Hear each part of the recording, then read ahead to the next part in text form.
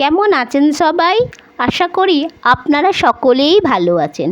Solve lifestyle ব্লগে সবাইকে স্বাগত জানাই।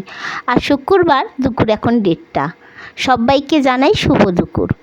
আজকে কি রান্না করলাম আপনাদেরকে একটু দেখিয়ে দিই।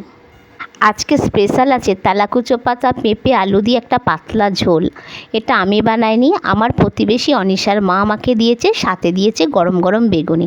আমি বানিয়েছি ভোলা মাছ ঝাল, আর ভোলা মাছ ভাজাটা সিঞ্চনের জন্য মাছের ডিমের বড়া, পাতলা পেঁয়াজ আর রসুন দিয়ে মুসুরির ডাল, সাথে লেবু আর লঙ্কা।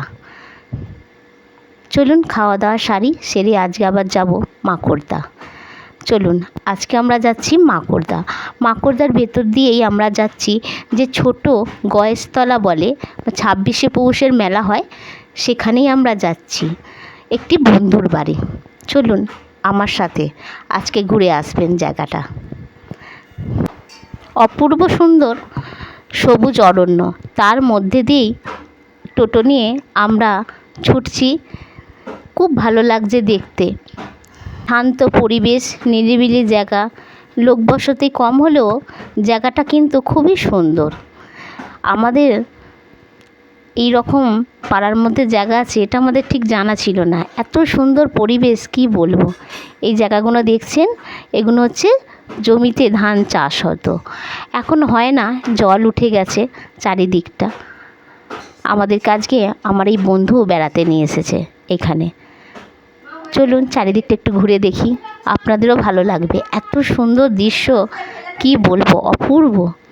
সাথে রয়েছে টুম্পার ছেলে আদি, আমি, আমার বন্ধুর একটি কাকা, সবাই মিলে এখানে আজ ঘুরছি। আজকের বিকালটা দারুণভাবে কাটাচ্ছি এই অরণ্যের মধ্যে দিয়ে। এত সুন্দর পরিবেশটা দেখুন, চারিদিকে সবুজে সবুজ, আর মনে হচ্ছে আকাশটা যেন একটু দূরে গিয়েই মিশে গেছে। এত সুন্দর জায়গাটা।